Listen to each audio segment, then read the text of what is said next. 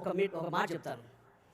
రాజమౌళి గారి సినిమాలు చేసిన హీరోలకి అంత పెద్ద హిట్లు అయిపోయిన తర్వాత ఆయన దగ్గర నెక్స్ట్ సినిమా చూడండి అని ఫ్లాప్లే అని చాలామందికి ఉంది. బట్ అది వాస్తవం కాదు. అది ఆ కంటెంట్లో ఏదో మిస్ఫైర్ అలా అయి ఉండొచ్చు. నేను అలాంటి వాటిని నమ్మను. బట్ అలా అనుకునే వాళ్ళకి చెప్తున్నాను. ఏంటమ్మా, యాక్చువల్లీ చిరంజీవి గారు చెప్పింది ఎగ్జాక్ట్లీ రైట్. రాజమౌళి గారు సినిమాలు తీసిన తర్వాత నెక్స్ట్ సినిమా ఫ్లాప్ అవ్వడం అనేది మిత్ కాదు. ఇట్స్ జస్ట్ దట్ స్క్రిప్ట్ బాగా పడకపోవడం, స్క్రిప్ట్ సెలెక్షన్ ప్రాబ్లమ్స్ అండ్ ఆ సినిమా హిట్ అవ్వకపోవడానికి అది రీజన్ అన్నారు. And that is absolutely right sir. And మీరు అది ప్రూవ్ చేయడానికి నిజంగా ఈ సినిమాని మీరు ఒక లైవ్ ఎగ్జాంపుల్ అని చెప్పాలి. అసలు మీరు చెప్పడం, దాన్ని ప్రూవ్ చేయడం అసలు ఐఎమ్ బ్లవింగ్ సార్. అసలు ఐ నెవర్ ఎక్స్పెక్టెడ్. పాఠాలు చెప్పకపోయినా మిమ్మల్ని ఆచార్య అని ఎందుకు అంటారో తెలియదు, కానీ ఈ సినిమా చూశాక మాత్రం మాకు గుణపాఠం sir.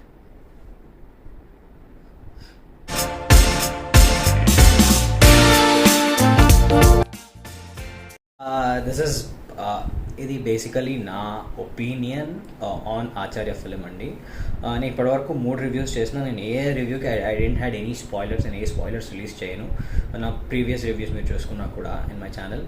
And because that film has some important elements, అది నేను చెప్తే అది స్పాయిల్ అయిపోద్దని. And I feel this is a spoiled film. అసలు సినిమానే మొత్తం గబ్బు లేచిపోయిన సినిమా ఇది. అసలు ఐ రియలీ ఫెల్ట్ దట్ ఇప్పటివరకు కొరటాల శివ గారి సినిమాలు చూసుకుంటే మిర్చి, శ్రీమంతుడు, జనతా గ్యారేజ్, భరత్ అనే నేను ఇలా ఏ ఫిలిం తీసుకున్నా it has some content in it and deep driven dialogues ఉంటాయి సినిమాలో. ఆ డైలాగ్స్కి ఎమోషన్స్ అనేవి భలే ఉంటాయి సినిమాలో. And that will drive the film. And స్టైలిష్లో కొన్ని ఫైట్స్ ఉంటాయి, కొన్ని అన్బిలీవబుల్ ఉన్నా, బట్ ఇప్పటి వరకు ఉన్నవన్నీ మేనేజ్ చేస్తున్నాయి కాబట్టి అవి భలే అనిపిస్తాయి మనకి. సో ఈ 4 సినిమాలు కొరటాల శివ గారు రాసుకొని ఆ హీరోల దగ్గరికి వెళ్ళి సినిమాలు చేశారు. But for the first time Koratala Siva గారు want to make a film with Ram Charan, but that didn't happen. And Koratala Siva గారిని చిరంజీవి గారే నాకేదైనా స్క్రిప్ట్ రాయని అడిగారు. సో కొరటాల శివ గారు ఇప్పుడు స్క్రిప్ట్ రాయడం ఉంది సార్ అని చెప్పి ముందు ఒప్పుకున్నారు. మరి ఉందో లేదో మనకు తెలియదు. నిజంగా చెప్పాలంటే I really didn't felt it as Koratala Siva's film. అందుకే ఈ మాట చెప్తున్నాను. ఎక్కడి నుంచి ఏదైనా పక్క సినిమాల నుంచి లేపేస్తేద్దామా అనే ఐడియా మనం వచ్చింది. I literally had no idea.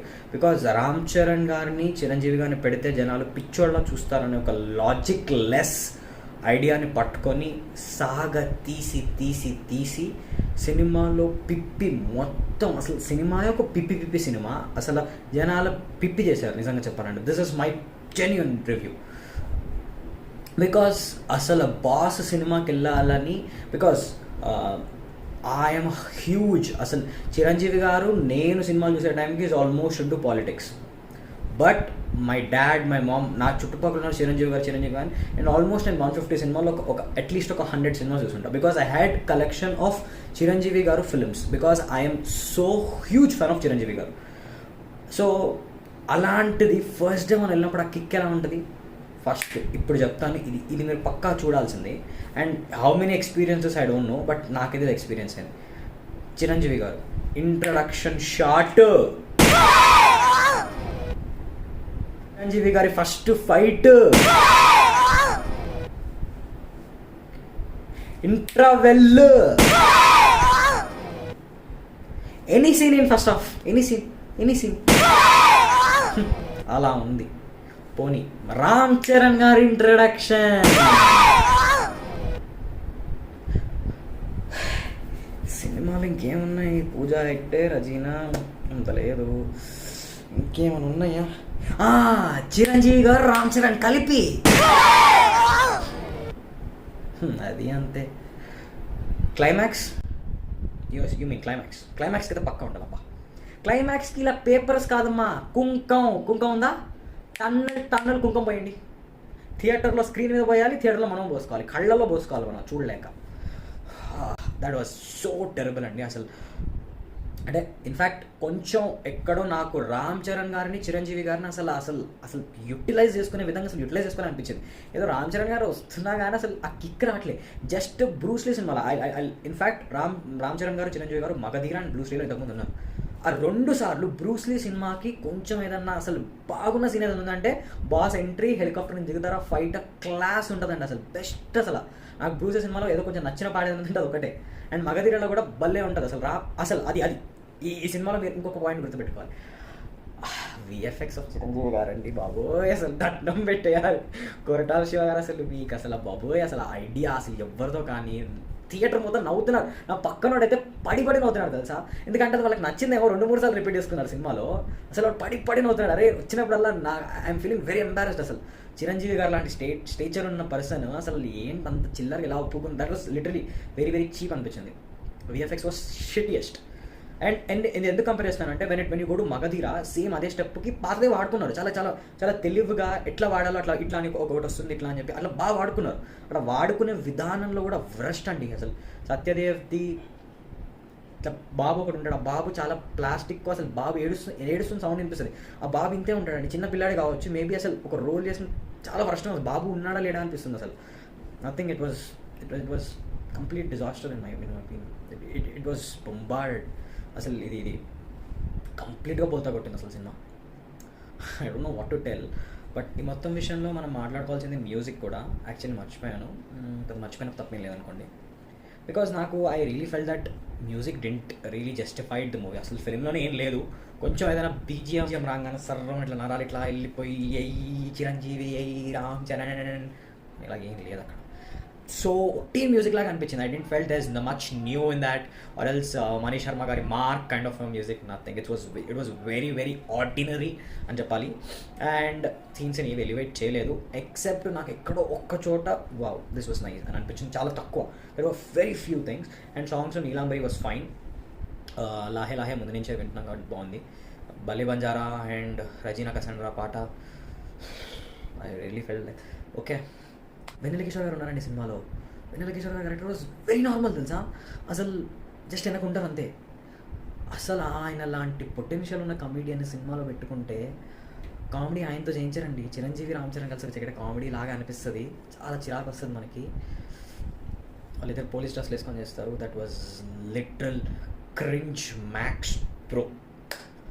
Naxalites అంట అడవుల్లో బతికే వాళ్ళు జనాల కోసం హీరోయిజం చూపించడానికి they'll kill people however whatever ఎవర్, అసలు నచ్చినట్టు చేసుకొని they'll what you call save people from that and they'll come out.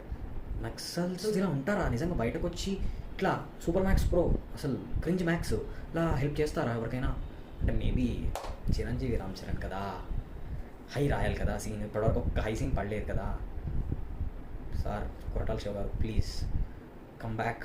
And నాకు ఎందుకు అర్థం కాలేదు ఈ సినిమా చూడంగానే, నాకు ఫస్ట్ ఒక్కసారి అనిపించింది is Koratala Siva becoming a new ఆరల్స్, అంటే ఇంకొక శ్రీను వైట్లా అయిపోతున్నారని అనిపించింది. ఐ డోంట్ నో, ఒకటే సినిమా ఎట్లా చెప్తాం అనుకోవచ్చు, but this is my wild guess and my prediction అనుకోవచ్చు. నాకెందుకో కొడుతోంది సీనా, ఇది ఖచ్చితంగా కొరటాల శివ గారు might be next Srinu Vaitla గారు అని అనిపిస్తుంది. I hope that should not happen and you should come up with much great scripts with great dialogues, because ఇప్పటివరకు మనకున్న కొంతమంది డైరెక్టర్లో వితౌట్ ఫ్లాప్ ఎక్సలెంట్ సినిమాలు తీసిన వాళ్ళలో కొరటాల శివ గారు, మన F2 మన అనిల్ రావుపూడి గారు అండ్ అలాగే రాజమౌళి గారు, దట్ ఈజ్ యూనిక్ అనుకోండి. అండ్ వీళ్ళిద్దరు కూడా ఉండే అనుకున్నాను, బట్ కొరటాల శివ గారు హ్యాస్ గేవ్ అ షాకర్. ఇప్పుడు నెక్స్ట్ మన అనిల్ రావుపూడి టర్న్ F3 ఆయన ఏం షాక్ ఇస్తాడో తెలియదు. సో అదండి. And before I close this video, I just want to show few screenshots, video, and దాన్ని బట్టి మీకు నేను ఒక నెక్స్ట్ వీడియో చేస్తాను. that will be a really interesting video, and why and what are the basic reasons and main reasons for Acharya becoming like this అనేది కూడా. ఇప్పుడు మీరు చూస్తే కనుక ఈ పాయింట్లో నేను ఒక స్క్రీన్ షాట్ పెట్టాను. ఈ పాయింట్లో స్క్రీన్ షాట్లో ఏం చూపిస్తున్నాను అంటే కనుక యు సీ నిన్న నైట్ 2 o'clock తర్వాత అండ్ ఆల్సో 4 o'clock నేను మేల్కొని చూశాను. వెళ్తున్న థియేటర్ ఒక multiplex and half of the seats are not filled. Chiranjeevi గారి సినిమా, that multi starrer Ram Charan గారు ఉన్న సినిమా, హాఫ్ ద సీట్స్ ఫిల్ అవ్వలే. అండ్ మోస్ట్ షాకింగ్ ఏంటంటే పైన ఉన్న sofas are still available. Morning 10 o'clock show అండి అది. That was the first show. ఇదేం ఎక్కడ ఊర్లో లేదు, this is in heart city, మంచి ఉప్పల్లో ఉంది. This theatre is in centre అనమాట.